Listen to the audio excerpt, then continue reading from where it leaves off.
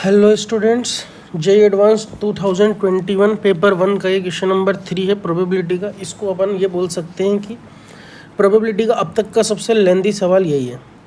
देखो 3 सेट दिए हुए हैं हमें पहले से ही, E1 F1 G1।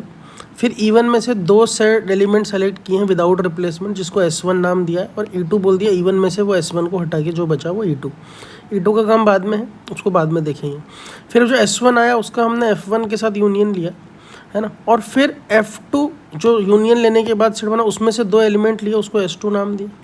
उस S2 का फिर हमने यूनियन लिया G1 के साथ, G1 के साथ यूनियन लेने के बाद G2 बना। G2 में से फिर से 2 एलिमेंट लिए विदाउट रिप्लेसमेंट वही, और उसको S3 नाम दिया। फिर हमने ये बोला कि अब जो E3 है नया एक सेट है, जिसको E2 जो हमने पहले निकाला था E1 माइनस S1 से, E1 माइनस S1 E2 और S3 का जो यूनियन है वो E3 के बराबर है, और E1 और E3 दोनों आपस में बराबर है। तो देखो करके देखते हैं। इसमें बोला P with the conditional probability of the event that event S1 is 1 2, मतलब इसमें से 1 2 निकालो तो कंडीशनल प्रोबेबिलिटी बतानी है। तो हमें सारे केस लेने पड़ेंगे, तो देखो पहला केस यही ले लेते हैं कि जब हमने जो S1 है 1, 2 लिया हो। जब S1 हमने 1, 2 लिया होगा तो E2 हमारे पास 3 बच गया होगा, 1 2 3 में से 1 2 हटाया तो। और F2 क्या होगा, F1 का यूनियन, तो F1 है 1 3 4, F1 का यूनियन इसके साथ लिया तो F2 आ जाएगा 1 2 3 4।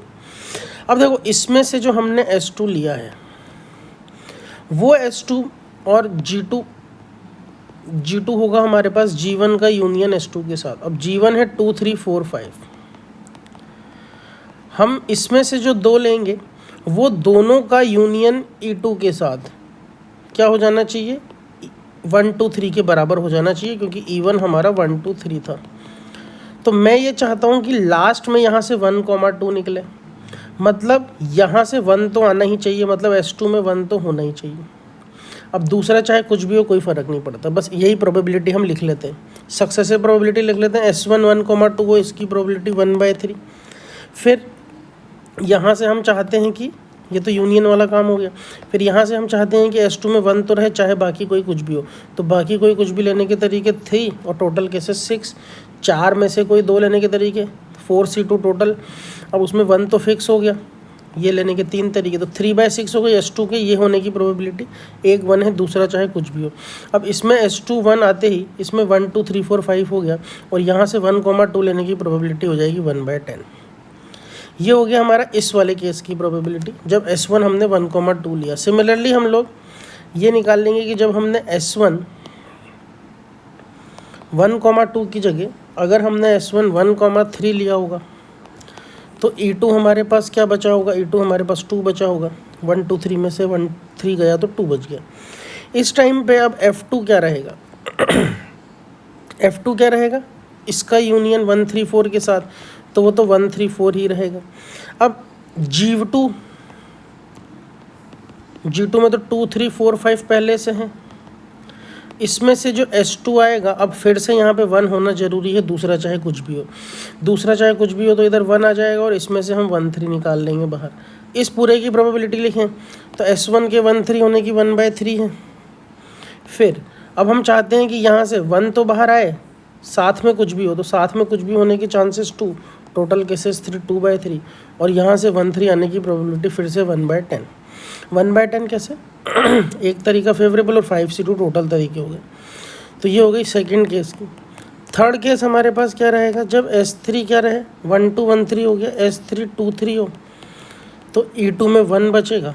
अब देखो यहाँ पे F2 क्या बनेगा, F2 था, F2 हमारे पास था 1 3 4, तो F2 हो जाएगा इसका इंटरसेक्शन, ये S1 है, सॉरी ये S1 है, तो यहाँ से 1 2 3 4 ये F2 बनेगा हमारे पास। अब देखो G2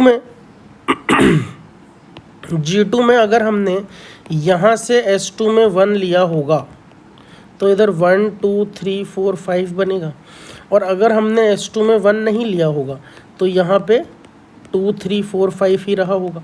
दोनों केस ले सकते हैं यहाँ पे। देखो पिछले दोनों में हमें 1 चाहिए था क्योंकि यहाँ से हमें 1 3 बाहर निकालना था और यहाँ से हमें 1 2 बाहर निकालना था, लेकिन यहाँ से हमें क्या बाहर निकालना है, हमें 2 3 बाहर निकालना है। तो चाहे 1 2 3 4 5 हो, चाहे 2 3 4 5 हो, फ़र्क नहीं पड़ता। तो दोनों केस अलग अलग लेने पड़ेंगे। 1/3 तो प्रोबेबिलिटी हुई 2,3 सेलेक्ट करने की। अब इसको 2 पार्ट में तोड़ लेते हैं। यहाँ से अगर 1 लिया है तो उसकी प्रोबेबिलिटी 3/6 और फिर यहाँ से 2 3 आने की 1/10 हो जाएगी। अगर दोनों कुछ भी हो तो उसकी प्रोबेबिलिटी फिर से 3/6 और अब यहाँ से 2 3 आने की प्रोबेबिलिटी अब हो जाएगी वो हमारे पास 1/6। तो ये हो गई तीसरी वाली कंडीशन की प्रोबेबिलिटी। ये तीसरी कंडीशन की प्रोबेबिलिटी, ये दूसरी कंडीशन की प्रोबेबिलिटी और ये पहली कंडीशन की प्रोबेबिलिटी। हमें चाहिए कंडीशनल प्रोबेबिलिटी जब 1, 2 आया हो। तो अब हम क्या करेंगे, हमारा जो आंसर है P वो हो जाएगा, ये जो भी आ रहा होगा आंसर कितना आ रहा है 1/60, इसको तो रखेंगे हम लोग ऊपर और इन तीनों को कर देंगे ऐड। 1/60 प्लस ये कितना आ रहा है भाई हमारे पास, ये आ रहा है 3 3 9 पे 1/45, तो 1/45 और ये कितना आएगा, इसको भी कलेक्ट से कैलकुलेट कर लेंगे। इसको कैलकुलेट करेंगे तो ये आ जाएगा हमारे पास 1/3 इंटू देख लो भाई कितना आएगा, ये 260, तो ये हो जाएगा 3 + 5 8/60 हो गया।